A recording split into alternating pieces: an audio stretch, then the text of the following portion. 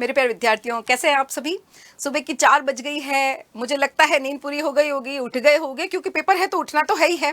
फटाफट से एक छोटी सी क्लास जिसमें very very very important question जो आपको परीक्षा में देखने को मिलेंगे।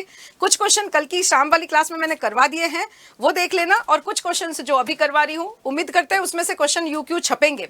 चलो शुरू करते हैं फटाफट से बिना देरी किए हुए। पहला क्वेश्चन क्या है, सब अध्याय 7 से मुझे शुरू करना है। अमुक्त माल्याद पुस्तक जो है किसने लिखी है, तो कृष्णदेव राय ने लिखी है। और अमुक्त माल्याद जो पुस्तक है उसमें यह भी ध्यान रखना है कि कौन सी भाषा है, तेलुगु भाषा का प्रयोग जो है किया। अगर पूछ ले कौन सी भाषा में, तो तेलुगु भाषा में। विजयनगर के राजकीय आदेश कौन सी जो लिपि में लिखे हुए, कन्नड़ भाषा, कन्नड़ भाषा है वहां पर। श्री विरूपाक्ष जो है कन्नड़, कर्नाटक की भाषा है ना, तो कन्नड़ भाषा है। चलो, हरिहर और बुक्का ने विजयनगर साम्राज्य की स्थापना कब करी, 1336 में करी। अच्छा, गोपुरम में कृष्णदेव राय की प्रतिमा जो है, देखो आप सोचोगे कृष्णदेव राय तो कर्नाटक का है, लेकिन जो प्रतिमा है चिदम्बरम मंदिर में, वो चिदम्बरम मंदिर तमिलनाडु में है। तो यह बहुत अच्छे से ध्यान रखना, तमिलनाडु आएगा। विजयनगर में सेना के प्रमुख को क्या कहते थे, राय। सेना के प्रमुख को क्या कहते थे, नायक। और राजा को क्या कहते थे, राय कहते थे। दक्कन के सुल्तान कहलाते थे, यह ध्यान रखना। उड़ीसा के शासक गजपति कहलाते थे। सेना प्रमुख नायक कहलाएगा। हम्पी को राष्ट्रीय स्थल के रूप में मान्यता कब मिली है, ध्यान रखोगे 1976 में हम्पी को राष्ट्रीय स्थल के रूप में मान्यता मिल गई है। 1986 में विश्व धरोहर सूची में शामिल किया गया। मातृ देवी कौन थी, पंपा देवी यहाँ की मातृ देवी थी। पहला सर्वेक्षण मानचित्र very very important, colonel Colin Mackenzie, कब, 1800 ईस्वी। 1800 ईस्वी, यह भी ध्यान रखना। विजयनगर साम्राज्य में घोड़े के व्यापारी कूदता है घोड़ा कुदिरे चट्टी, यह ध्यान रखना है ना। उल्वर हलवाहा को कहा गया है। दक्षिण विजयनगर के विस्तार और सुदृढ़ीकरण में सबसे ज्यादा योगदान, ध्यान रखना है, कृष्णदेव राय। कौन से राजवंश से संबंध रखते थे, तुलुव राजवंश से संबंध रखते थे। विजयनगर में 7 पंक्तियों का दुर्गों की वर्णन किसने किया है, तो यह ध्यान रखो कि अब्दुल रजाक समरकंदी जो है वह इसका वर्णन करता है। गोपुरम किसे कहा है, प्रवेश द्वार जो है, प्रवेश द्वार, मंदिरों का प्रवेश द्वार। किसका, मंदिरों का प्रवेश द्वार जो है उसको हम क्या कहते हैं, गोपुरम कहते हैं। विजयनगर के 4 स्मारक बताओ, कोई भी 4 नाम लिख देना आप, मानव में डिब्बा, लोटस महल। उड़ीसा के शासक को क्या कहते थे, उड़ीसा के शासकों को गजपति कहते थे। विजयनगर के शासक को क्या कहते थे, विजयनगर के शासक जो है उसको राय कहते थे, यह ध्यान रखना। चलो, कृष्णदेव राय की उपलब्धियां पूछ सकते हैं। 12, 14, 20 याद है ना। 12 में रायचूर दोआब है, 14 में उड़ीसा के शासक, 20 में बीजापुर। अमुक्त माल्याद पुस्तक लिखी है, और इसी के साथ नगलपुरम नगर की इन्होंने स्थापना करी, और गोपुरम का निर्माण का श्रेय इनको देंगे। चलो, विजयनगर में कृषि के क्षेत्र को किलेबंद भाग में क्यों रखा गया, ताकि जो शत्रु हमारा आए वह बाहर ही खड़ा रहे, भूखा प्यासा मर जाए, लेकिन हमारे पास तो अंदर सब कुछ है, उसके पास कुछ भी नहीं हो। प्रतिपक्ष को खाद्य सामग्री से वंचित करके वापस भेज देना, हरा लेना, यही इसका उद्देश्य था। अंदर सारी खाद्य सामग्री हम रख लेते थे। चलो आगे, विजयनगर के स्थापत्य के ऐसे तत्व जो तुर्की सुल्ताना से प्रवर्तित हैं। देखो, प्रवेश द्वार है, उसमें मेहराब है और ऊपर गुंबद है। जो हम दुर्ग के अंदर जाने के समय बड़े बड़े प्रवेश द्वार देखते हैं, उसमें यह तुर्की स्थापत्य के चित्र हमें दिखाई देते हैं। Very very very important. Amaranayaka प्रणाली क्या थी भाई, राजा जो था वह एक भूभाग, राय जो है वह किसको दे देता था, वह अमरनायक को दे देता था। यह अमरनायक व्यवस्था कहां से आई, दिल्ली सल्तनत की एकता प्रणाली से आई है। अमर शब्द कहां से आया है, हमें अमर शब्द जो है, हम अमरनायक जब शब्द जो देखते हैं उसका पहले यूज हो सकता था युद्ध के लिए, लड़ाई के लिए, यह भी ध्यान रखना, ठीक है, समर शब्द से। अब बात करते हैं अमरनायक प्रणाली क्या है, तो राजा राय जिसको हम कहते हैं, वह एक क्षेत्र किसको देता था, अमरनायक को। अमरनायक वहां का सैनिक कमांडर होता था, वह उस जगह से राजस्व वसूल करता था, कुछ भाग अपने वेतन के रूप में रखता, बाकी हाथी घोड़ों के दल के रखरखाव के लिए रखता, सिंचाई की व्यवस्था करता, मंदिर का रखरखाव करता था। राजा जब भी बुलाता सेना लेकर हाजिर हो जाता था, इसीलिए इतना शक्तिशाली विजयनगर हुआ, दक्षिण तक इसका विस्तार हुआ। वर्ष में एक बार राजा को भेंट देता था। यह सब कुछ आपको इसमें लिखना है। चलो, विजयनगर के जल के संचय बहुत इंपॉर्टेंट, कमलपुरम जलाशय और हीरिया नहर, दोनों बहुत अच्छे से ध्यान रखना। कमल कब खिलता है, 15वीं शताब्दी में, और इससे जो है आसपास की जगह कोई नहीं, राज के केंद्र तक पानी जो है जाता था। हीरिया नहर संगम वंश के शासकों ने बनवाई, बहुत पुरानी है, आज भी इसके अवशेष है। और धारसू, ऐसे ध्यान रखना, धार्मिक और शहरी केंद्र, इनको अलग करने वाली घाटी को इससे सिंचित किया जाता था। आगे चलते, विजयनगर का नायक कौन था, यह भी सैनिक कमांडर कमांडर थे, इनके पास में भी किले थे, एक स्थान से दूसरे स्थान पर घूमते रहते थे, कभी कभी राय के खिलाफ विद्रोह कर देते, कभी कभी अधीनता भी स्वीकार कर लेते थे। तेलुगु कन्नड़ भाषा जो है ये लोग बोलते थे। नायक और अमर नायक बिल्कुल अलग। अब्दुल रज़ाक समरकंदी ने जो विजयनगर का वर्णन किया है वो बहुत अच्छा किया है। 7 लेयर है, राजा के राजकीय क्षेत्र को घेरा गया, फिर हम देखते खेतों को घेरा गया, बगीचों को घेरा गया, और पहाड़ों को भी, लास्ट वाली जो परत है 7वीं जो किलेबंदी है, पहाड़ों को एक दूसरे से जोड़ती है। इतनी शानदार व्यवस्था इसलिए की गई कि जब भी कोई आक्रमण करे, घेरा डाले, तो हम अंदर सेफ रह सके, इसलिए इतना खर्चा करके राजा ने यह व्यवस्था करी। इसने कहा दुर्ग के आकार कैसा है, जो यहाँ पे बने हुए किलेबंदी वह शुंडाकार है, सूंड होती है ना हाथी की वैसे, और पत्थर कैसे फानाकार है, एक दूसरे के साथ टिके हुए हैं, कोई भी जिप्सम गारे का प्रयोग नहीं किया गया है, अंदर की तरफ जो है मिट्टी और मलबा लगाया गया, और बुर्ज है जो कैसे आयताकार है, वर्गाकार है। विजयनगर की मंदिर स्थापत्य पूछे और अगर प्राचीन भारत की मंदिर स्थापत्य पूछे, दोनों में अंतर है। उल्टा पुल्टा मत करके आना, कॉन्फिडेंस बनाकर रखना, बेस्ट ऑफ लक, बहुत अच्छा होगा पेपर, माँ की दुआएं आपके साथ है, चिंता मत करना। चलो अब बात करते हैं मंदिर स्थापत्य के बारे में। तो सबसे पहले मंदिर स्थापत्य में शुरू करोगे गोपुरम, प्रवेश द्वार, जो बहुत दूर से ही हमें बता देता है मंदिर है, और जो मेन मंदिर है उसको तो बहुत छोटा प्रतीत करवा देता है। फिर मंडप, हम देखते हैं ना मंदिर के अंदर मंडप बने हुए होते हैं, गलियारे होते हैं, जहां पर देवस्थल जो मंदिर है ना उसके चारों तरफ परिसर में होते हैं, यह ध्यान रखना है। विजयनगर की स्थापना हो गई, उसके बाद इसको बहुत बड़ा किया, और जब यह कृष्णदेवराय गद्दी पर बैठे थे तो सुंदर मंडप बनवाया, बहुत सुंदर जो है स्तंभ बनवाए थे। तो यह सब आपको बताना। सभागार क्या होता है, मंदिर के बाहर जगह होती है जहां पर हम देखते हैं भगवान का जन्मदिन मनाते हैं, विवाह मनाते हैं, जैसे शिवरात्रि है, जन्माष्टमी है, तो इसके लिए यह यूज में आता था। संगीत नृत्य कार्यक्रम होते हैं, गायन होते हैं, भजन होते हैं, तो यह सब यहाँ पर होता है। यहाँ की मूर्तियां अलग होती, केंद्र मंदिर से मूर्तियां उठाकर नहीं लाते हैं। विट्ठल मंदिर, यहाँ के प्रमुख देवता विट्ठल थे। विट्ठल मंदिर में भगवान विष्णु का रूप है, यह ध्यान रखना। और यहाँ से हमें रथ मंदिर मिला। और रथ गलियां क्या है, मंदिर के अंदर जाते हैं ना तो पिलर्स जो होते हैं उसके आसपास में जो है बाजार लेकर के बैठे होते हैं व्यापारी, वह रथ गलियां हैं। चारित्रिक विशेषता है, मंदिर के गोपुरम से सीधी रेखा में जाती है रथ गलियां, और उसके दोनों तरफ पक्की ईंटों के फर्श होते हैं जहां पर व्यापारी बैठकर अपना सामान बेचते हैं। चलो अध्याय 8 पे शुरू कर देते हैं। मुगल साम्राज्य की स्थापना कब हुई, 1526। जिनसे कामिल क्या है, बहुत अच्छी सर्वोत्तम फसलें, नकदी फसलें। बंगाल में चावल की कितनी किस्म की फसलें होती थी, चावल 50 तरह का। आगरा में कितनी, 39 तरह की किस्में जो है होती थी। दिल्ली में टोटल कितनी, 43 किस्म की फसलें होती थी। आईने अकबरी का लेखन कब पूर्ण हुआ, 1598 के अंदर, और यह 42वां वर्ष था, 42वां वर्ष था। इसके बाद जो है 5 बार इसमें वापस संशोधन भी किया गया। क्या किया गया, 5 बार इसमें संशोधन किया गया। किस शासक ने रहट पद्धति का वर्णन किया है, बाबर ने किया है। आगरा, चांदपुर और बयाना में यह चलती थी। अगर पूछ ले कहाँ थी, तो आगरा, चांदपुर और बयाना जो है यहाँ पर, बयाना यहाँ पर जो है, यह सब उत्तर प्रदेश में। अकबर के काल का सरकारी इतिहास अबुल फजल था। शाहनहर कहां पर है, पंजाब में है। किसने मरम्मत कराई, शाहजहां ने इसमें मरम्मत करवाई है। आइन के अनुसार पतझड़ और बसंत में मिलाकर 43 फसलें दिल्ली में होती थी। चलो, मुगल काल में दस्तकार जो सेवा करते थे उनके बदले में दी गई जमीन मिरास या वतन कहलाती थी, और यह महाराष्ट्र में थी, और यह उनकी पुश्तैनी जमीनें बन गई। चांदी के बहाव के बारे में कौन बताता है, जोहाना कोरेरी। कब आया था, 1690 में भारत आया था। आईने अकबरी का 12 प्रांतों का बयान कौन देता है, मुल्क आबादी। मंजिल आबादी जो है शाही घर परिवार का वर्णन देती है, यह ध्यान रखना। और सिपा आबादी जो सैनिक और नागरिक प्रशासन है, सैनिक और नागरिक जो प्रशासन है उसका वर्णन, प्रशासन का वर्णन जो है यह देती है। शाही घर परिवार का वर्णन यह देती है। मुगल काल में कौन कहता है कि भाई राजकीय आदेशों का पालन हो रहा है कि नहीं, ये सब अमीन जो है वह देखता है। चलो, चावल की खेती के लिए कितना पानी चाहिए, 40 इंच वर्षा जो है होनी चाहिए। 16वीं शताब्दी में घुसपैठ करते थे राजा जंगलों के अंदर, किसके लिए, हाथी, सेना के लिए था ना हाथी। मुगल काल में गांव की पंचायत का मुखिया क्या कहलाता था, मुकद्दम भी लिख सकते हो, मंडल भी लिख सकते हो। अच्छा, आइन उत्तर भारत की सूची में किसका जिक्र नहीं करती है, तंबाकू का। तंबाकू कब आया था, 1604 में आया था। और हमारी जो है आइन अकबरी का लेखक तो 1602 में भगवान के पास पहुंच गया, तो कैसे लिखेगा उसको। खरीफ की फसल कब होती है, खरीफ गरीब, पतझड़, ऐसे याद रखो, पतझड़।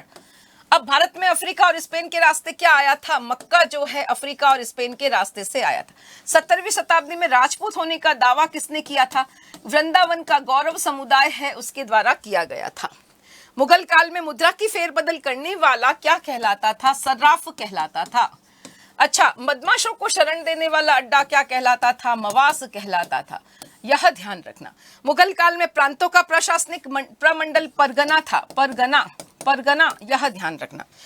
चलो, मुगल राज्य में राजा जो भेंट लेता था वह क्या कहलाती थी? पेशकश।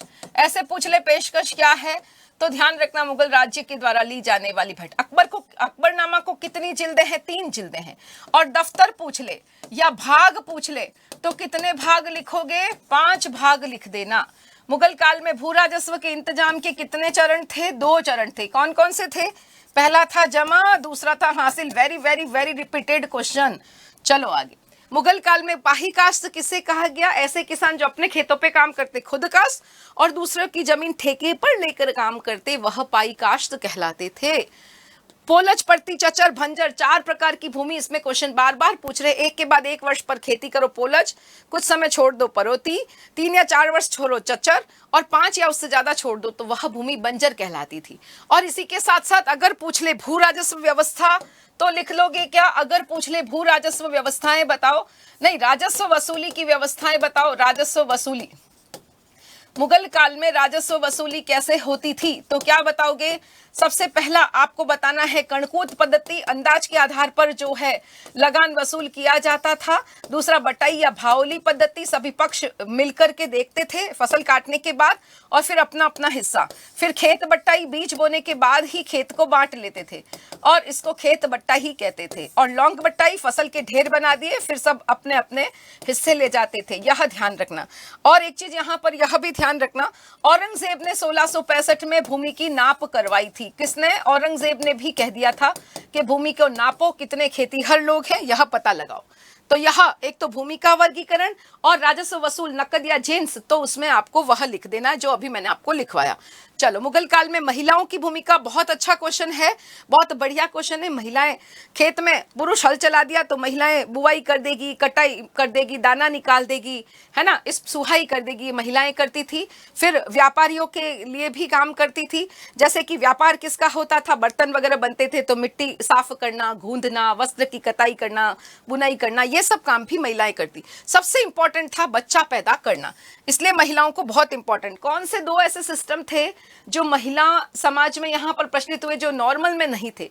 तो एक तो विधवा विवाह और एक दुल्हन की कीमत, यह भी याद रखना। चलो, मुगल काल में जमींदारों की स्थिति का क्वेश्चन बहुत इंपॉर्टेंट बनता है।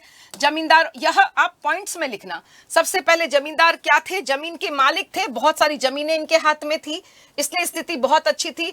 दूसरा आप लिखना कि यह राज्य को खास किस्म की सेवाएं देते थे, इसके बदले में वित्तीय मुआवजा मिलता था और अपनी मर्जी के हिसाब से जमीन को बेच सकते थे, गिरवी रख सकते थे, सेना थी, किले थे और इसलिए यह शक्तिशाली थे। आईने अकबरी का महत्व और उसकी सीमाएं मोस्ट इंपॉर्टेंट इस चैप्टर का टॉपिक है। कमियां तो जोड़ बाकी की गलतियां हैं। और दूसरा, आंकड़े सब जगह एक शक्ल में नहीं लिए, कहीं पर तो कीमत, मूल्य, ब्याज, इसके सब के बारे में बहुत ज्यादा विवरण है, जैसे आगरा है, दिल्ली आसपास, लेकिन बंगाल से ऐसे विवरण हमें नहीं मिलते हैं। मनसबदारी व्यवस्था क्या है? जब मुसलमान भारत में आए, इतना बड़ा भारत का साम्राज्य है, तो सैनिक और नागरिक प्रशासन के जो मुख्य अधिकारी थे उनको जमीनें दे दी और वहां के राजस्व से वह अपना वेतन प्राप्त करते थे। इसी को मनसबदारी व्यवस्था कहा गया है, यह ध्यान रखना है। चलो आगे, मिरास या वतन क्या है? जो शिल्पकार थे, अपनी सेवाएं देते थे, उनको इसके बदले में या तो उपज का एक भाग या जमीन का एक टुकड़ा जो खाली पड़ी है वह दे देते थे। इसी को हम क्या कहते हैं? मिरास या वतन कहते हैं। जाति पंचायत और ग्राम panchayat very very very important, जरूर पढ़कर जाना। जाति पंचायत दीवानी मामले सुलझाती थी, भूमि संबंधी झगड़े सुलझाती थी, पैसे संबंधी बातें सुलझाती थी, शादियां जातिगत मानदंडों से हो रही है कि नहीं यह देखती थी। कोई बढ़िया कार्यक्रम आयोजित किया जा रहा है, किसको सबसे पहले तरजीह दी जाएगी, जो है हम देखेंगे किसको कितनी इंपॉर्टेंस, प्रायोरिटी दी जाएगी, वह सब डिसाइड यही करती थी। अब बात करते हैं आईने अकबरी के 5 दफ्तर कौन से हैं? मंजिल आबादी, सिपा आबादी, मुल्क आबादी, यह लिखोगे। मंजिल आबादी शाही घर परिवार, सिपा आबादी सैनिक और नागरिक प्रशासन, मुल्क आबादी में 12 सूबों का बहुत अच्छे से वर्णन देता है। फिर इसके बाद में इसमें जो है सारी सूचना एकदम संख्या में लिखी हुई है। प्रशासनिक कितनी इकाइयां हैं, कितने सरकार परगना महल है, हर प्रांत की पूरी जमीन कितनी है, कितने किले हैं, कितनी नापी हुई जमीन है, कितना राजस्व उसमें से जाएगा, कितने जो है जमींदार हैं, कौन कौन सी जाति के हैं, उनके पास कितनी सेना है, पैदल सैनिक कितने हैं, प्यादा, और हम क्या देखते हैं कि हाथी कितने फील, सब कुछ उसमें डिटेल में लिखा जाता था। अब ये तो 3 किताबें हुई। चौथी और 5वीं किताब में क्या है? चौथी और 5वीं किताब का नाम नहीं लिखना है, बस यही लिखना है कि इसमें भारत के धर्म के बारे में, साहित्य के बारे में, संस्कृति के बारे में, रीति रिवाज के बारे में बताया गया है, और अकबर के कुछ बहुत सुंदर वचन है वह भी इसमें डाले गए हैं। चलो, मुगल काल में पंचायत के कार्य क्या थे? सबसे पहला तो बिना पैसों के कुछ होगा नहीं, तो आमदनी का हिसाब किताब पटवारी के साथ मिलकर के करते थे। कोई सूखा पड़ गया, बाढ़ आ गई, तो उसके लिए व्यवस्थाएं करते थे। सारी शादियां जातिगत मानदंडों से हो रही है कि नहीं वह देखते थे। कोई गलत काम कर रहा है उसे दोष जुर्माना देने का भी अधिकार, जुर्माना लेने का भी अधिकार होता था। चलो, मुगल काल में भू राजस्व व्यवस्था कैसे थी? बहुत अच्छा क्वेश्चन, ध्यान रखना है। जब मुसलमान आए तो दीवान का पद बनाया। दीवान सबसे ऊंचा आदमी है, उसका ऑफिस है, वह सब कुछ पुरानी रिपोर्ट्स कलेक्ट कर रहा है, पिछले सालों में कितना राजस्व आया। फिर उसने कहा कि भाई 2 भाग कर लेते हैं, हम सोचते हैं कि इतना राजस्व आना चाहिए, तो जमा और हासिल यानी वास्तविक वसूली। इस प्रकार से राजस्व के इंतजाम के 2 चरण थे। अकबर कहता है कि भाई राजस्व वसूल करो, हमारा हिस्सा बहुत अच्छा रहना चाहिए, राजा क्या, और ध्यान रखो कि नकदी में राजस्व वसूल करो। अगर कोई किसान नहीं दे पा रहा है तो कोई बात नहीं, फिर फसलों के रूप में भी विकल्प खुला रखो। औरंगजेब भी कहता है जमीन को नापो, कितने किसान हैं, सब कुछ हमें पता चलना चाहिए। अमील गुजार जो है वह राजस्व वसूल करता था।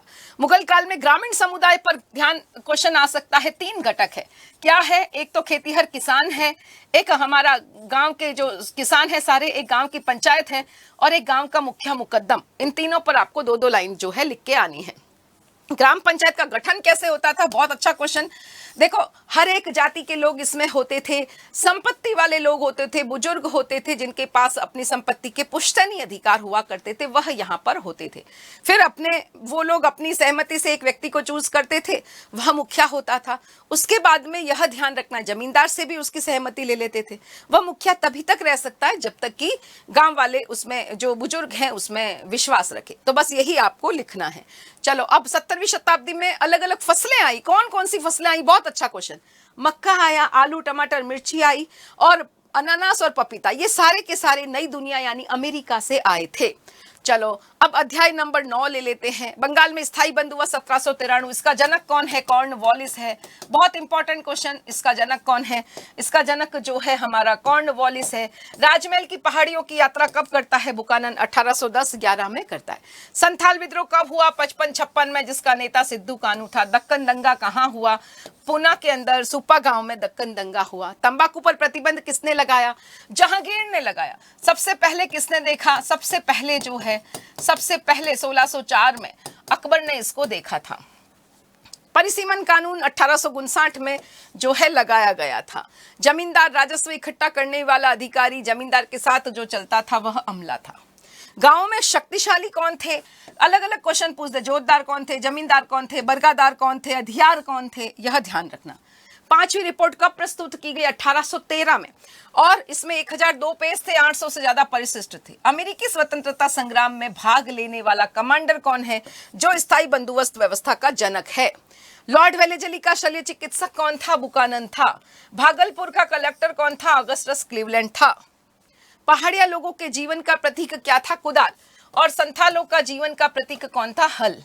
अंग्रेजों ने संथालों को जमीन कब दी? दामिनी को 1832 में दी थी। संथाल विद्रोह कब शुरू हुआ बच्चों? 1855-56 में शुरू हुआ। दक्कन में किसानों का विद्रोह कब शुरू हुआ? 12 मई 1875 में शुरू हुआ। रेतवाड़ी व्यवस्था किसके विचारों पर आधारित है? डेविड रिकॉर्डो के विचारों पर आधारित।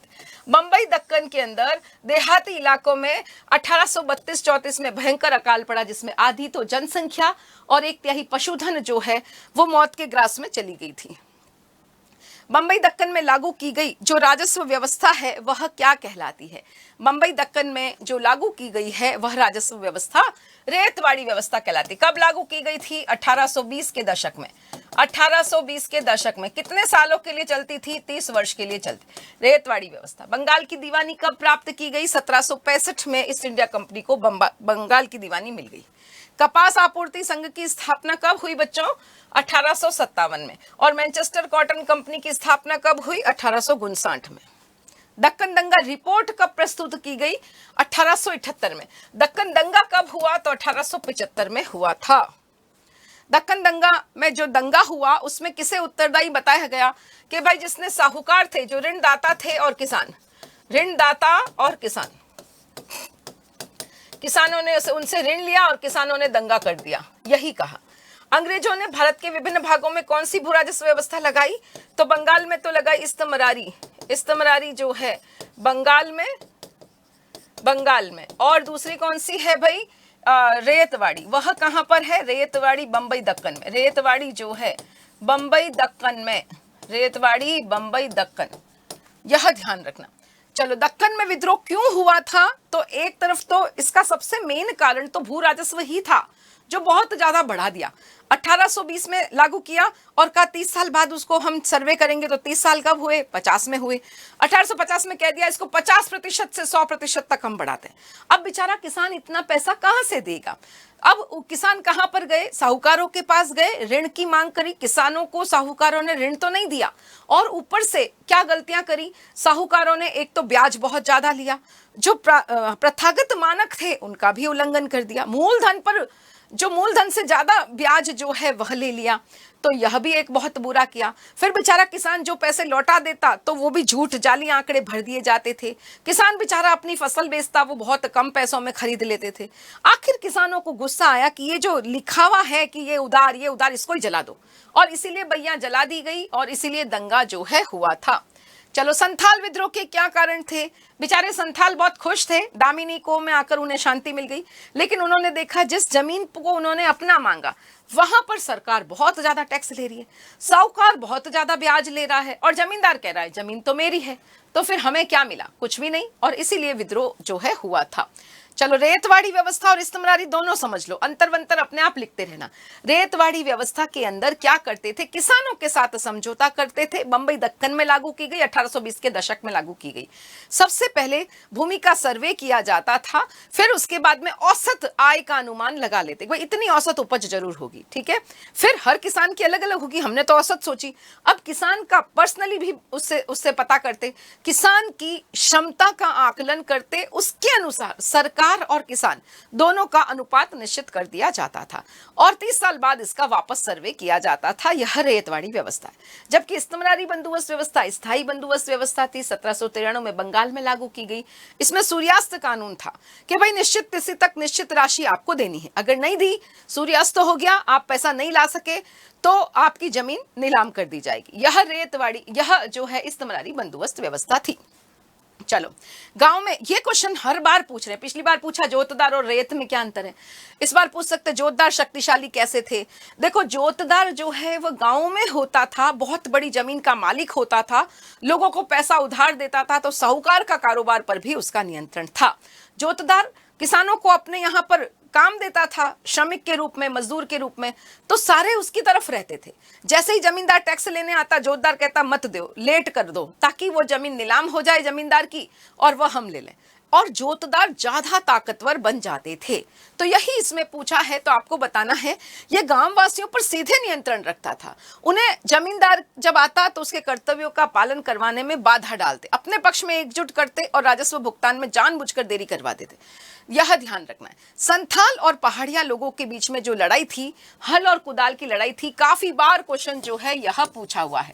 ध्यान रखना, संथाल लोग जंगलों को साफ करते, हल चलाते, वाणिज्यिक फसलें उगाते, कपास, तंबाकू, ये सब, इसलिए उनका प्रतीक हल है। और जो ये पहाड़िया लोग थे तो झूम खेती करते, जंगल साफ करते। झूम खेती पता है ना, बताई थी मैंने, जंगलों को साफ करते, छोटा सा भाग, उसमें फिर आग लगा देते, उसकी राख से पोटास मिलती थी, फिर ज्वार बाजरा वगैरह उगा देते, गेहूं, और खाना खाते, कुछ समय वहां रहते, फिर दूसरी जगह चले जाते। कुदाल से थोड़ी जमीन खरोच लेते थे, और इसीलिए उनके जीवन का प्रतीक कुदाल था।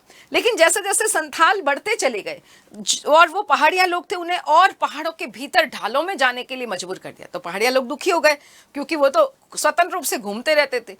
इसीलिए कुदाल और हल की लड़ाई कहा गया, क्योंकि पहाड़िया लोग और संथालों के बीच में क्या हो गई, जबरदस्त लड़ाइयां शुरू हो गई। रेतवाड़ी क्या थी, यह मैंने आपको बहुत अच्छे से बता दी है। राजस्व के भुगतान में जमींदार चूक क्यों करते थे, बहुत अच्छा क्वेश्चन है। पहली बात तो यह कि अंग्रेजों ने राजस्व बहुत ज्यादा लगाया। अंग्रेजों ने कहा हमने तो हमेशा हमेशा के लिए फिक्स कर दिया, आगे चलकर फसलें बढ़ेगी, उपज बढ़ेगी, कीमतें बढ़ेगी, आपका फायदा बढ़ेगा, हमको हानि होगी, और उस अनुमानित हानि, प्रत्याशित हानि को कम करने के लिए हम राजस्व ज्यादा लगा रहे हैं। अरे पर इतना राजस्व लेगा कैसे, जमींदार ला के देगा कैसे, अभी तो उसकी कीमतें नीची है, तो राजस्व बहुत ज्यादा था। दूसरा, उस समय जमींदार किसान से इतना पैसा इकट्ठा ही नहीं कर पा रहा, तो आगे कैसे ले जाकर दे, कीमतें उस समय नीची थी। तीसरा, सूर्यास्त कानून लगा दिया था कि आज के आज देनी है, नहीं दी तो जमीन नीलाम, तो बेचारा जो है जमींदार नहीं चुका पाता, लेट हो गया तो उसकी जमीन छिन जाती। और चौथा, जमींदार जो राजा हुआ करता था, कौन थे ये जमींदार, कौन थे, पहले जो राजा थे वही तो शक्तिशाली जमींदार बन गए। तो ध्यान रखना है कि ये जो राजा वगैरह थे, जमींदार थे, वह सीमा शुल्क वसूल करते थे, न्याय व्यवस्था करते थे, किले होते थे, सेना होती थी। अब सब कुछ छीन लिया, उसकी शक्ति को पूरा नीचे कर दिया, तो इस प्रकार जमींदार बेचारा अंदर से टूट चुका था। तो यही आपको लिखना है इसमें।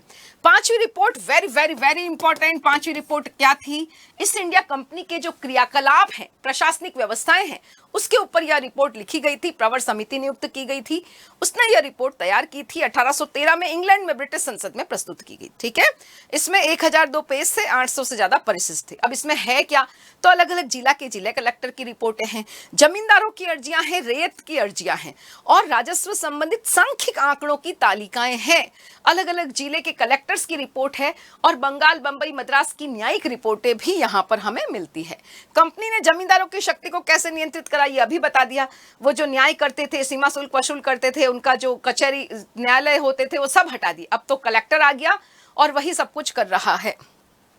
चलो अध्याय 10 की तरफ चलते। सहायक संधि कब की गई, 1801 में अवध से सहायक संधि की गई। सहायक संधि का जनक कौन है, वेलेजली है। वेलेजली ने सहायक संधि कब बनाई, 1796 में बनाई थी। निम्नलिखित में से किसे बागडंका शाह जो है कहा गया, मौलवी अहमदुल्ला साहब को बागडंका शाह कहा गया। निम्नलिखित में से किसे राजा कहा गया, जाट शाहमल को राजा कहा गया, है ना, यह ध्यान रखना है। चलो, किस गवर्नर जनरल ने एनफील्ड राइफल का इस्तेमाल शुरू किया था, तो यह हॉर्डिंग था जिसने शुरू किया था। खूब लड़ी मर्दानी वह तो झांसी वाली रानी थी, सुभद्रा कुमारी चौहान का है। ये ग्लास फल एक दिन मेरे मुंह में आकर गिलेगा, यह किसने कहा, डलोजी ने कहा। कब कहा, 1851 में कहा। और कब मिला अवध, अवध कब मिला, ये देखो अवध का अधिग्रहण, तो 1856 में अवध का अधिग्रहण हुआ। जब अवध का अधिग्रहण हुआ था उस समय राजा कौन था, अवध का नवाब कौन था, अगर यह पूछ ले तो वाजिद अली शाह था। वाजिद अली शाह था, अली शाह था, यह ध्यान रखना। चलो, 1857 की क्रांति में मुगल सम्राट कौन था, बहादुर शाह। मुगलों का अंतिम सम्राट कौन था, बहादुर शाह, है ना। और अगर पूछ ले कानपुर में विद्रोह का नेतृत्व किसने किया, तो यह ध्यान रखना है, नाना साहेब में। झांसी में किसने किया, रानी लक्ष्मीबाई ने। लखनऊ में किसने किया, बेगम हजरत महल ब्रिटिश कद्र के नाम से। 1857 के समय भारत का गवर्नर जनरल कौन था, तो कैनिंग था भारत का गवर्नर जनरल। लखनऊ में क्रांति का नेतृत्व कौन कर रहा था, बिरजस कद्र है तो बिरजस कद्र। बेगम हजरत महल है, लेकिन नाम किसका रहेगा, नाम बिरजस कद्र का रहेगा। 1857 के विद्रोह की शुरुआत कहां से हुई, मेरठ में। कब हुई, 10 मई से हुई। किसके द्वारा हुई, पैदल सेना के द्वारा हुई। और दिल्ली में विद्रोह कब पहुंचा, 11 मई को पहुंचा था, यह ध्यान रखना है। बहादुर शाह 11 मई को हाँ कर देते हैं। अवध का नवाब कौन था, वाजिद अली शाह जो है अवध का नवाब था। 1857 का विद्रोह फेल हो गया। फिर नाना साहेब कहां चले गए, नेपाल। नाना साहेब किसके उत्तराधिकार थे, तो पेशवा बाजीराव द्वितीय के उत्तराधिकारी थे। बाजीराव द्वितीय के उत्तराधिकारी थे। 22वीं नेटिव इन्फ्रेंट्री जो थी उसने अपना नेता किसे चुना, मौलवी अहमदुल्ला को।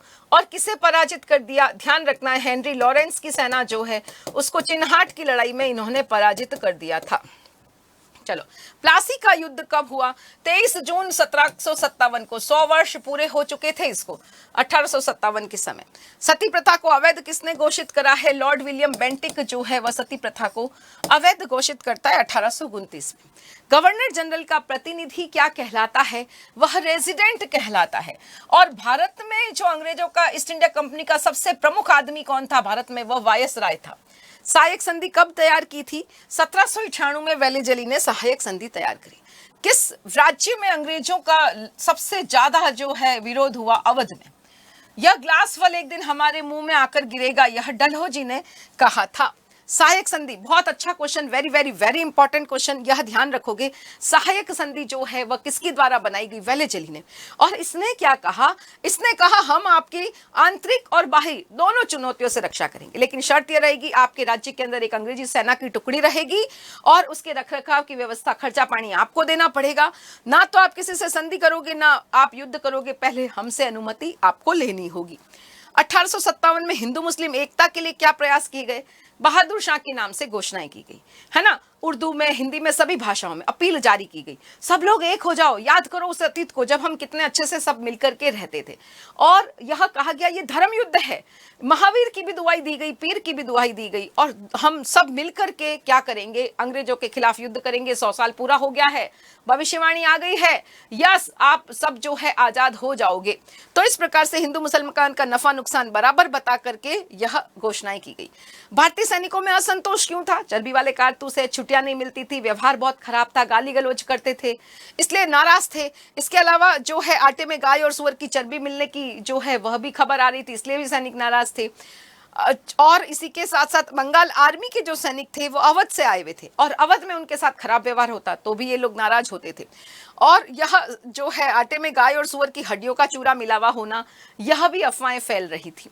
बंगाल आर्मी की पौधशाला किसे कहा? अवध को कहा गया है, क्योंकि बंगाल की जो आर्मी थी ना उसमें अवध से ही ब्राह्मण आते थे चुन करके, तो बंगाल आर्मी की पौधशाला जो है अवध है। 1857 कैसे शुरू हुआ? वर्णन करो, ऐसा 2024 में पूछा। तो 10 मई को शुरू हुआ, मेरठ से शुरू हुआ, पैदल सेना ने किया, धीरे धीरे वह घुड़सवार सेना, फिर शहर देहात सब जगह फैल गया। 11 तारीख को शुरू कैसे हुआ? तो सबसे पहले इन्होंने जो है बिगुल बजाया, फिर शस्त्रागार पर कब्जा किया ताकि हथियार आ जाए, फिर उसके बाद में अंग्रेजी दफ्तर, बंगले, इमारतें सब तोड़ी, डाक संचार जो है वह तोड़ दिया, पुल तोड़ दिए। फिर 11 तारीख को जो है एक तबका कहाँ पहुंच गया? दिल्ली रवाना हो गया, सुबह तड़के पहुंच गया, शाम को रवाना हुआ 10 तारीख को, 11 तारीख को सुबह पहुंच गया। और वहां जाकर के बहादुर शाह को बताया हम मेरठ के अंग्रेज सैनिकों को मार कर आए हैं। क्यों? क्योंकि वह हमें चर्बी वाले कारतूस दे रहे हैं, अब आप भी हमें आशीर्वाद दे दो। लेकिन इतनी बात हुई, उससे पहले एक तबका और आ गया दरबारी शिष्टाचार का, उसने पालन नहीं किया और उसने भी यही बात बताई। आखिर मुश्किल देख करके, चारों तरफ कोई चारा नहीं था, बहादुर शाह ने जो है अपना समर्थन दे दिया। तो यह आपको बताना है। 1857 की अफवाह पर लोग क्यों विश्वास करते हैं? देखो, अफवाहें तभी फैलती है जब मन में अविश्वास हो। लोगों को मन में बहुत अविश्वास था। क्यों? क्योंकि अंग्रेजों ने सतारा, जेतपुर, बहुत सारी रियासतें ऐसी थी जिनको दत्तकता का कह करके अवैध घोषित करके अपने राज्य में मिला दिया, फिर अपनी भू राजस्व व्यवस्थाएं लगा दी, वाजिद अली शाह को हटा दिया कुशासन का आरोप लगा करके, और इसके अलावा सती प्रथा पर रोक लगा दी बेंटिक ने, अंग्रेजी स्कूलें खोल दी, अंग्रेजी कॉलेज खोल दिए। तो हमें ऐसा लगा कि ये तो पूरा हमारा धर्म नष्ट कर रहे हैं। इसीलिए लोग, कोई भी अफवाह आती कि भाई चर्बी वाला कारतूस है, तो लोग उसको सच मानते, क्योंकि उन्हें ऐसा लग गया ये हमारी धर्म जाति को नष्ट कर रहे हैं। आप उदाहरण बताओगे, बेंटिक ने सती प्रथा पर रोक लगाई, विधवा पुनर्विवाह की बात कही, अंग्रेजी स्कूल खोले, अंग्रेजी कॉलेज खोले, उदार नीतियां यहाँ पर पढ़ाई जाती थी, फिर रियासतों पर अधिकार कर लिया, कभी कुशासन का आरोप लगाकर, कभी अवैधता को, दत्तकता को अवैध घोषित करके, और इस प्रकार से वहां पर इन्होंने अपनी शासन व्यवस्थाएं लागू कर ली जो हमें पसंद नहीं थी। बहुत अच्छा क्वेश्चन। कला और साहित्य ने 1857 के विद्रोह में क्या योगदान दिया? तो यह बताना है। बहुत सारे लोगों ने बहुत सारे चित्र बनाए, फोटोग्राफ्स बनाए, बहुत सारा किताबों में इसके बारे में लिखा गया, बहुत सारी कविताएं लिखी गई। और ये जो भी यह 1857 के विद्रोही थे, उन्हें नायक, जैसे पिक्चर में हीरो होता है ना, वैसे नायक के रूप में दर्शाया गया उनकी छवि को, जो देश को आजादी के लिए रणस्थल की तरफ लेकर जा रहे। लक्ष्मीबाई को तो आदमी की तरह मर्दाना शख्सियत में दर्शाया, एक हाथ में घोड़े की रास है, दूसरे हाथ में तलवार है, विद्रोहियों को कुचलते हुए जा रही है। सुभद्रा कुमारी चौहान ने गाने लिखे, कविताएं लिखी, खूब लड़ी मर्दानी वह तो झांसी वाली रानी। तो इस प्रकार से यह ध्यान रखना है, इसको प्रथम स्वतंत्रता संग्राम के रूप में नाम दिया गया। कला और साहित्य ने इसको स्थान दिया, नायकों के रूप में इन सभी विद्रोहियों को दर्शाया गया जो देश को रणस्थल की तरफ ले जा रहे हैं। रानी लक्ष्मीबाई को कैसे दिखाया गया? रानी के शौर्य का गुणगान करते हुए, एक हाथ में घोड़े की रास, दूसरे हाथ में तलवार, रानी को मर्दाना शख्सियत के रूप में दिखाया जहां ब्रिटिश सिपाहियों को मौत की नींद सुला रही है। और इस प्रकार से लोक छवियों में फौजी पोशाक बना करके इसको दिखाया गया। अच्छा, 1857 को दबाने के लिए अंग्रेजों ने क्या किया? तोपों के मुहाने पर बांधकर हमें उड़ा दिया, मार्शल लॉ लागू कर दी, दहशत फैला दी, हर किसी भी भारतीय को, ऊंचे से ऊंचा अफसर है, संदेह के आधार पर जेल में डाला जा सकता था। इंग्लैंड से जो है सेनाएं मंगाई, जो बहुत हथियार, अस्त्र शस्त्र आधुनिक है उसके पास, और वह चलवाई। दिल्ली पर दोनों तरफ से, कलकत्ता पंजाब दोनों तरफ से हमले किए गए। जमींदारों को लालच दिया गया कि अगर तुम हमारी साइड रहे तो तुम्हारी जमीनें नहीं छीनी जाएगी। बहुत सारे तरीके उठाए और जो है 1857 की क्रांति का दमन कर दिया। कानून की सारी प्रक्रिया रद्द कर दी, मार्शल लॉ लागू कर दिया, सजाए मौत दे दी, दिल्ली पर अधिकार, जमींदारों को प्रलोभन। 1857 के कोई नेता, तो बहुत सारे नेता आपको पढ़ाए हुए हैं, कोई भी 3 नेता बता देना। चले हम चैप्टर नंबर 11 की तरफ जो है वह चलते हैं। चैप्टर नंबर 11 क्या कहता है? रॉलेट एक्ट के खिलाफ देश भर में किसने अभियान चलाया था? गांधी जी ने। रॉलेट एक्ट कब? 1919 में रॉलेट एक्ट जो है वह चलाया गया। तुर्की में खलीफा का पद किसने खत्म किया? कमाल अतातुर्क ने। यह ध्यान रखोगे। गांधी जी की अमेरिकी जीवनी के लेखक कौन है? लुई फिशर साहब है। 1929 का कांग्रेस अधिवेशन, very very very important, Lahore के अंदर कांग्रेस का अधिवेशन हुआ था। इसमें क्या मांग रखी गई थी? पूर्ण स्वराज। यह ध्यान रखना है, पूर्ण स्वराज की मांग की गई थी और नेहरू जी जो है इसके अध्यक्ष थे। युवा पीढ़ी के हाथ में नेतृत्व दिया गया। दांडी मार्च कब शुरू हुआ?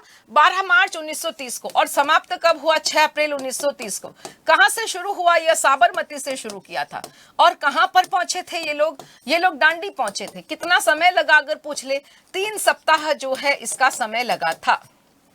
ठीक है।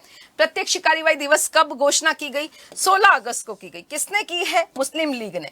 मुस्लिम लीग के अध्यक्ष कौन है? जिन्ना साहब है। और ये क्यों, किसका विरोध है? कैबिनेट मिशन का विरोध है। कैबिनेट मिशन ने संघीय व्यवस्था लागू की थी और वह हमें पसंद नहीं आई, तो कैबिनेट मिशन का विरोध किया था। कौन से गोलमेज सम्मेलन में गांधी जी शामिल हुए थे? सेकंड में। प्रथम गोलमेज सम्मेलन कब हुआ? नवंबर 1930 में हुआ था। दूसरा गोलमेज सम्मेलन कब हुआ? नवंबर 1931 में हुआ था। और तीसरा 1932 में हुआ था। जलियांवाला कांड कब हुआ? 1919 में हुआ था। रॉयल इंडियन नेवी विद्रोह कब हुआ? 1946 में हुआ था। गांधी जी अफ्रीका से भारत कब आए? प्रवासी दिवस 1915। गए कब थे? 1893 में गए थे। गांधी इरविन पैक्ट कब है? 5 मार्च 1931 को गांधी इरविन पैक्ट था। कैबिनेट मिशन कब आया? 1946 में कैबिनेट मिशन आया। क्या लाया? संघीय व्यवस्था लाया। द्वितीय विश्व युद्ध कब हुआ? 1 सितंबर 1939 को, और अक्टूबर 1939 में त्यागपत्र दे दिए गए, त्यागपत्र दे दिए। रॉलेट एक्ट कब पारित हुआ? 1919 में पारित हुआ। साइमन कब आया? 1928 में। सारे सदस्य जो है अंग्रेज थे। और क्यों आया? उपनिवेशक की स्थिति की जांच पड़ताल करने आया था। प्रांतीय संसदों के गठन के लिए चुनाव कब हुए? 1937 में चुनाव हुए थे। मुस्लिम लीग ने उपमहाद्वीप के मुस्लिम बहुल इलाकों में कुछ स्वायत्तता की मांग का प्रस्ताव कब प्रस्तुत किया? मार्च 1940 में। लेबर पार्टी की सरकार कब बनी थी? 1945 में लेबर पार्टी की सरकार बनी। दूसरे गोलमेज सम्मेलन से लौटकर गांधी जी ने संविदा अवज्ञा आंदोलन शुरू किया। उस समय वायसराय कौन था? वेलिंगटन।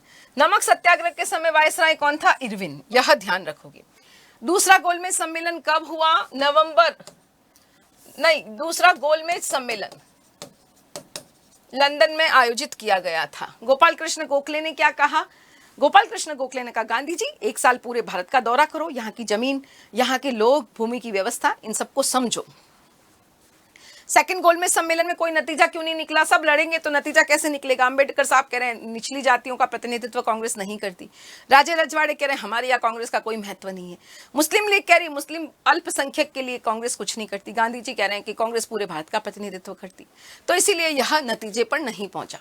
कैबिनेट मिशन क्यों आया था? संघीय व्यवस्था लाया था। भारत के अंदर केंद्रीय सरकार रहेगी, प्रांतों को सीमित स्वायत्तता मिलेगी। महात्मा गांधी ने पृथक निर्वाचन का विरोध क्यों करा? उन्होंने कहा अस्पृश्यता हमेशा हमेशा के लिए स्थायी हो जाएगी, कलंक बन जाएगी, दास्ता घर कर जाएगी, इसलिए इसका विरोध किया था। लाल बाल पाल कौन थे? लाला लाजपत राय, बाल गंगाधर तिलक, विपिन चंद्र पाल। गांधी जी ने सबसे पहले उपस्थिति कहां पर दी थी? फरवरी 1916 बनारस हिंदू विश्वविद्यालय का उद्घाटन समारोह। बनारस हिंदू विश्वविद्यालय के उद्घाटन समारोह में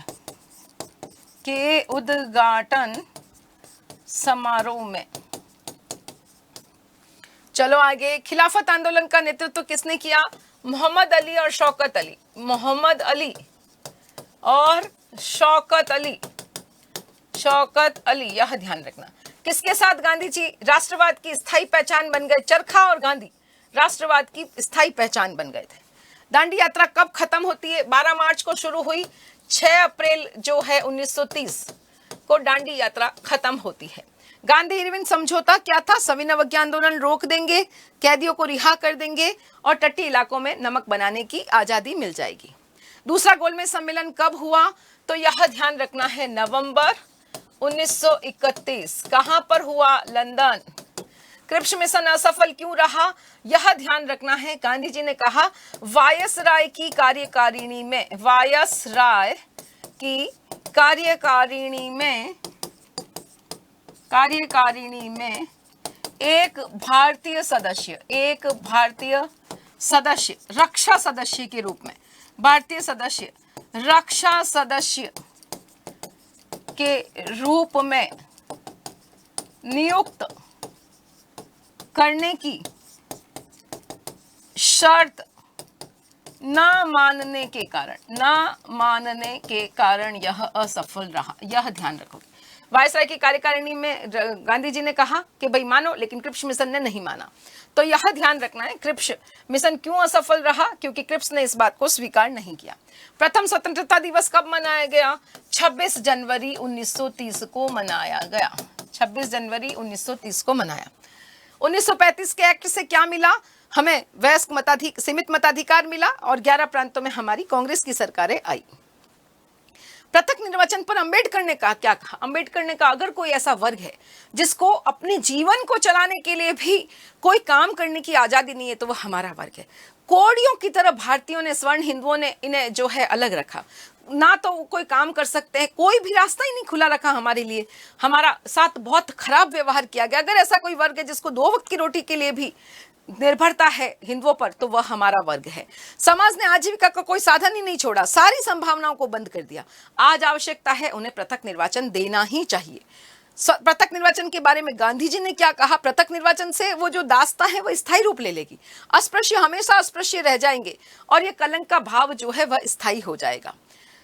अब देखो यहाँ पर 3-4 क्वेश्चन बहुत इंपॉर्टेंट। एक तो 1919 तक गांधी जी जो है एक राष्ट्रीय नेता के रूप में नमक सत्याग्रह और जो है भारत छोड़ो आंदोलन और स्वतंत्रता के बाद के श्रेष्ठतम क्षण, ये सारे क्वेश्चंस मैंने आपको करवा दिए, बस यह आपको लिखने हैं। 1919 तक पूछे तो आपको बनारस हिंदू विश्वविद्यालय, चंपारण, खेड़ा, अहमदाबाद यहां तक लेकर आ जाना। और रॉलेट सत्याग्रह, तब गांधी जी राष्ट्रवादी नेता बन जाएंगे, तो सबसे पहले बनारस हिंदू विश्वविद्यालय के बारे में बताना, उसके बाद में चंपारण बताना, फिर अहमदाबाद बताना, फिर खेड़ा बताना, फिर रॉलेट सत्याग्रह बता देना, बस। और इसके बाद में राष्ट्रवादी नेता। भारत छोड़ो आंदोलन कहां से शुरू करोगे? सेकेंड वर्ल्ड वॉर से शुरू करोगे। सेकेंड वर्ल्ड वॉर, फिर हमने त्यागपत्र दे दिया, वह बताओ। उसके बाद क्रिप्स मिशन बताओ, और क्रिप्स मिशन असफल होते ही असहयोग या भारत छोड़ो आंदोलन जो है वह शुरू हो गया। आंदोलन का नेतृत्व किसने किया? कोई बड़ा आदमी नहीं है, सब जेल में, अपने आप चला। विद्यार्थियों ने सरकारी कॉलेजों को जो है त्यागपत्र दे दिया, सरकारी कॉलेजों को छोड़ दिया और इस आंदोलन में भाग लिया। जयप्रकाश नारायण है, उषा मेहता है, राम मनोहर लोहिया है, जैसे लोगों ने छुप छुप के जो है इसको भूमिगत रूप से चलाया। आंदोलन का परिणाम क्या हुआ? सतारा, मेदिनीपुर में स्वतंत्र सरकार बन गई। जन आंदोलन था, पूरी जनता साथ में हुई। 1 साल लगा सरकार को दबाने में, यह ध्यान रखना है। मूल्यांकन सबसे बढ़िया सही मायने में जन आंदोलन था, युवाओं ने बड़ी संख्या में भाग लिया था। तीसरा असहयोग, ये 3 तो अच्छे से करना ही करना, नमक सत्याग्रह, असहयोग, भारत छोड़ो, 1919 तक गांधी जी राष्ट्रवादी नेता के रूप में, और स्वतंत्रता के बाद के श्रेष्ठतम क्षण। ये 5 क्वेश्चन मुट्ठी बंद करके जाना। तो यह ध्यान रखना है, रॉलेट सत्याग्रह सबसे पहले शुरू करोगे, उसके बाद जलियांवाला बाग हत्याकांड बताओगे, फिर इसके थोड़े कार्यक्रम बता देना, और फिर सरकार द्वारा इसका दमन बता देना, और फिर मूल्यांकन, फिर प्रभाव बताना है। चलो, सिद्ध कीजिए कि स्वतंत्रता के बाद के महीने श्रेष्ठतम महीने थे। बहुत अच्छा क्वेश्चन है, ध्यान रखना। स्वतंत्र हो गए, सब खुशियां मना रहे हैं, जश्न मना रहे हैं, लेकिन गांधी जी शरणार्थी शिविरों के चक्कर लगा रहे हैं। इतनी विषम परिस्थितियों में भी गांधी जी एक ही बात कह रहे हैं, क्या कह रहे हैं? हिंदू मुस्लिम एक हो जाओ। लेकिन यह अब पॉसिबल नहीं था। गांधी जी सभाएं कर रहे हैं, धर्मनिरपेक्षता पर बल दे रहे हैं कि भाई पाकिस्तान में कुछ भी हो, लेकिन हम यहाँ पर आपको सभी को बराबर अधिकार देंगे, सभी भाईचारे का भाव रखो। शांति स्थापना के प्रयास कर रहे हैं गांधी जी, लेकिन गांधी जी जो सभाएं कर रहे हैं वो रद्द हो रही है, क्योंकि गांधी जी कुरान पढ़ते थे और इसीलिए लोग उन पर विश्वास नहीं करते थे। गांधी जी पर 20 को और 26 को हमले हुए, 20 को और 30 को, और 30 तारीख को उनकी मृत्यु हो गई। जन नेता के रूप में गांधी तो इसमें आपको सारी बातें बतानी, वह कैसे रहते थे, क्या करते थे, क्या क्या शिक्षा देते थे। तो गांधी जी जो है सामान्य जनता से घनिष्ठ संबंध रखते थे, उन्हीं की तरह के कपड़े पहनते, उनके साथ खड़े होते, समानुभूति रखते। भारतीय राष्ट्रवाद की पहचान चरखा बन गया। दक्षिण भारत गए, बाल मुंडवा लिए और उसके बाद में चरखा चलाने की बात की। बिल्कुल सादगी से रहते थे, कोई कोट टाई बेल्ट शूज नहीं पहनते थे। गांधी जी का अनुरोध जो था वो निष्कपट था। आज लोग वोट मांगते हैं राजनीति में आने के लिए, गांधी जी ने कोई पद ग्रहण नहीं किया। तो यह खासियत बतानी, किसान उन पर इतना विश्वास रखते थे, गांधी बाबा, गांधी महाराज उन्हें कहते थे। एक समाज सुधारक के रूप में भी गांधी जी की भूमिका लिखोगे। चलो लास्ट अध्याय 12 करवाती हूं और आपको फ्री करती हूं। अच्छे से फटाफट से आप करके आना एग्जाम, बस 5-10 मिनट में आपको फ्री करते हैं। संविधान सभा के कुल कितने सत्र हुए थे? 11 सत्र हुए। संविधान के समय भारत के संवैधानिक सलाहकार कौन थे? BN राव संवैधानिक सलाहकार थे। प्रारूप समिति के अध्यक्ष कौन है? अंबेडकर। संविधान सभा के अध्यक्ष कौन है? राजेंद्र प्रसाद। गलत मत करके आना, प्रारूप समिति के अध्यक्ष अंबेडकर है और संविधान सभा के अध्यक्ष राजेंद्र प्रसाद है। सबसे बड़ा संविधान हमारे भारत का संविधान है। वह राजनीतिक व्यवस्था जिसका सब अनुकरण करेंगे समाजवाद। यह पृथक निर्वाचन एक जहर है, जहर। सरदार वल्लभ भाई पटेल कहते हैं। असली अल्पसंख्यक गरीब लोग हैं, रंगा साहब कहते हैं। रॉयल नेवी विद्रोह 1946 में जो है हुआ था।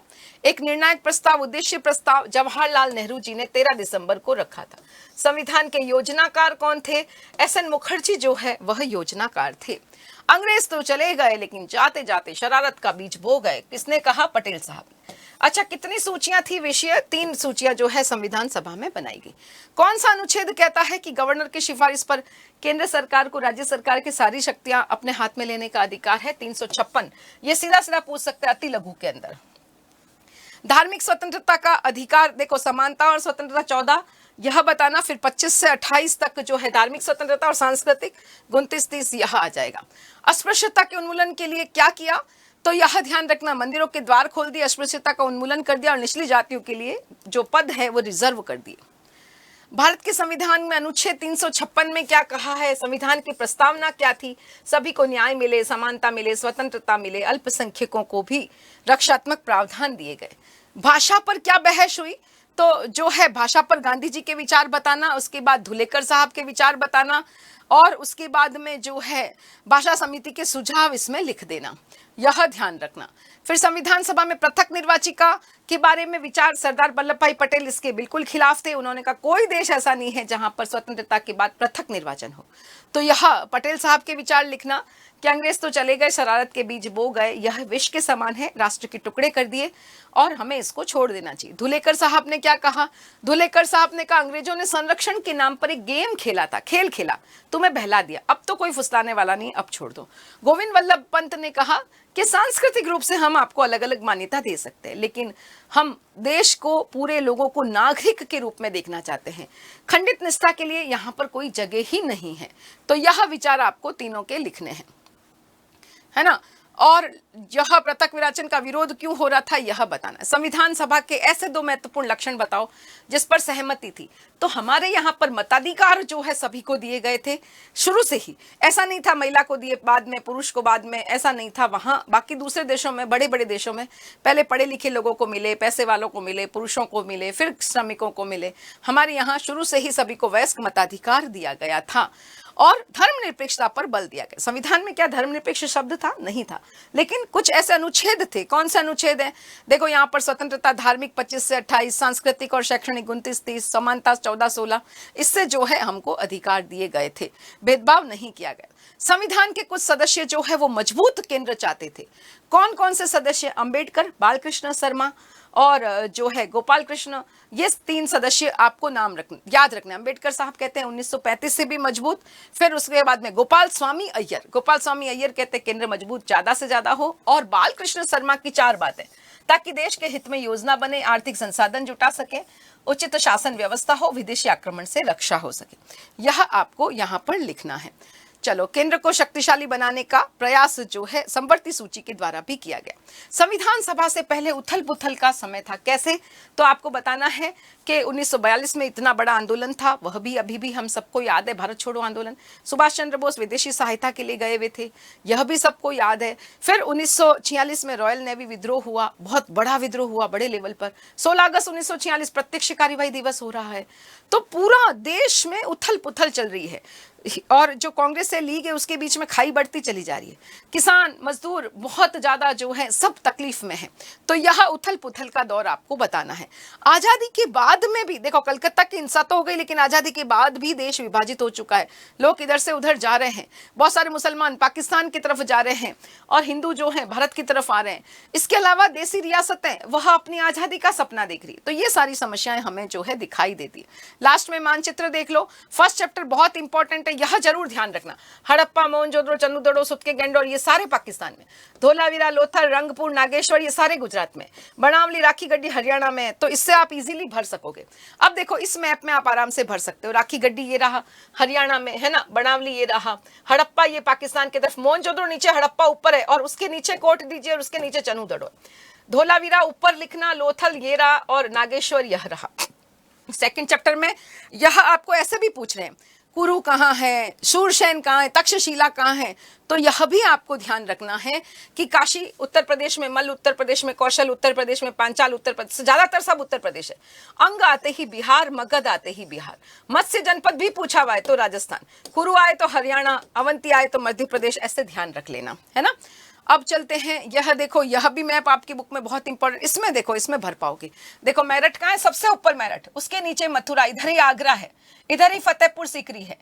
कन्नौज कहाँ है, ये भी यूपी के अंदर है। कौशाम्बी यूपी के अंदर, यहाँ पर ये झांसी आएगा, यहाँ पर ये झांसी आएगा, यह जो है ध्यान रखना। झांसी कहाँ पर आएगा, झांसी यहाँ पर आएगा, और सांची एमपी में, है ना। और यहाँ पर ये महाराष्ट्र है, यहाँ यह कर्नाटक है, विजयनगर साम्राज्य है।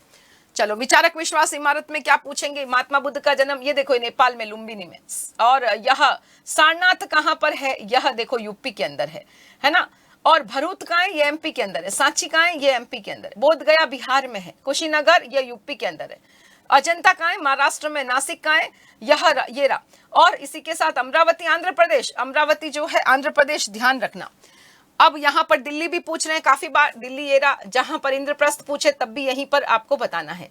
ख्वाजा मोइनुद्दीन चिश्ती साहब की दरगाह कहाँ है, अजमेर में है ना, यह ध्यान रखोगे। चलो आगे चलते हैं। विजयनगर साम्राज्य ऐसे नहीं समझ में आएगा, ऐसे देखो, अब समझ में आएगा। ये देखो, यह जो है ये कर्नाटक है, यह पूरा कर्नाटक है। इसी के अंदर विजयनगर आपको बताना है, और यहाँ पर मैसूर बताना है, बीजापुर बताना है, बीदर। गोलकुंडा इधर अलग आ जाएगा, है ना। चंद्रगिरी यहाँ आंध्र प्रदेश में, यहाँ पर बताना है। तंजावुर ये यहाँ पर बताना है। देखो, यहाँ 8वें चैप्टर में भी लाहौर पूछ ले, काबुल पूछ ले, पानीपत, दिल्ली, अजमेर, आगरा, पटना, यह जो है आपको पूछ रहे हैं। वेरी वेरी वेरी इंपॉर्टेंट, विद्रोही और राज, ये मैप तो पूरा ही रटना है, इसमें से ही क्वेश्चन आ रहा है।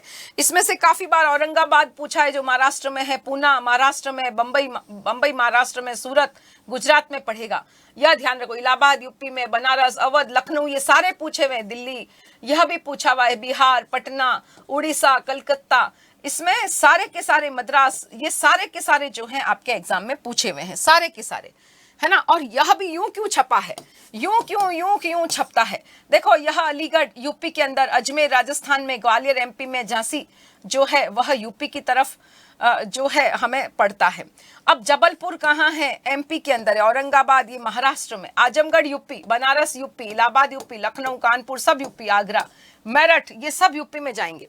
अंबाला ये देखो, हरियाणा में अंबाला भी पूछा हुआ है, अंबाला भी पूछा हुआ। ये देखो, यहाँ पर मैंने स्टेट बता दिए हैं। झांसी कहाँ पर पड़ेगा, यूपी के अंदर पड़ेगा। तो यह इससे आपको बहुत ज्यादा जो है, ग्वालियर कहाँ पड़ेगा, तो एमपी में पड़ेगा। चलो, अब हम इसमें अच्छे से देख पाएंगे। देखो, मेरठ बताया था अभी आपको, यह दिल्ली, आगरा इधर, फतेहपुर सीकरी भी इधर, ग्वालियर एमपी में आ जाएगा। ये लखनऊ यूपी में, कानपुर यूपी में, बनारस यूपी में, आगरा जो है यूपी में, ये सब यूपी में पढ़ेंगे। जबलपुर एमपी में पड़ेगा। झांसी जो है वह यूपी में, उसकी टांग में झांसी डाल देना। अब गांधी जी वाले चैप्टर में से बहुत ज्यादा पूछ रहे हैं, तो गांधी जी में तो पूरा गुजरात में ही आ जाओ। खेड़ा यहाँ पर आ गया, डांडी यहाँ आ गया, साबरमती ऊपर नीचे यह जो है डांडी आ जाएगा। फिर जो बिहार है वो चंपारण है, चौरी चौरा उत्तर प्रदेश में गोरखपुर जिले में हो गया था।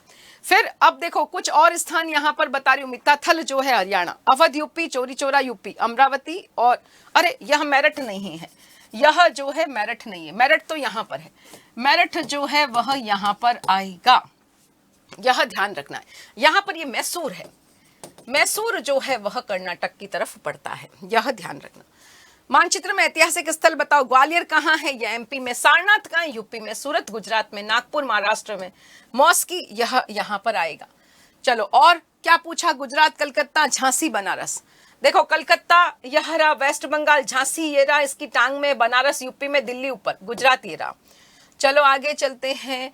अब पूछा है बंबई, आगरा, कटक, अहमदाबाद, है ना, यह रहा कटक, यह अहमदाबाद, ये बंबई, मेरठ सबसे ऊपर और आगरा यहाँ पर ये रहे। जबलपुर कहाँ पर पड़ेगा, एमपी में, अलीगढ़ यूपी में, अंबाला हरियाणा में, अजमेर राजस्थान में नीचे की तरफ, कालीबंगा ऊपर की तरफ, रंगपुर ये रहा, नागेश्वर ये रहा, धोलावीरा यह रहा। राखी गड्डी कहाँ है, हरियाणा में पड़ेगी, सांची, एमपी में लोथल, ये पाटलिपुत्र। चलो अब बात करते धोलावीरा, धोलावीरा कहाँ है, धोलावीरा ऊपर इधर की तरफ, धोलावीरा इधर लगाओ, है ना, और खेड़ा यह रहा, बारडोली, लखनऊ, कालीबंगा। बनावली कहाँ है, हरियाणा के अंदर।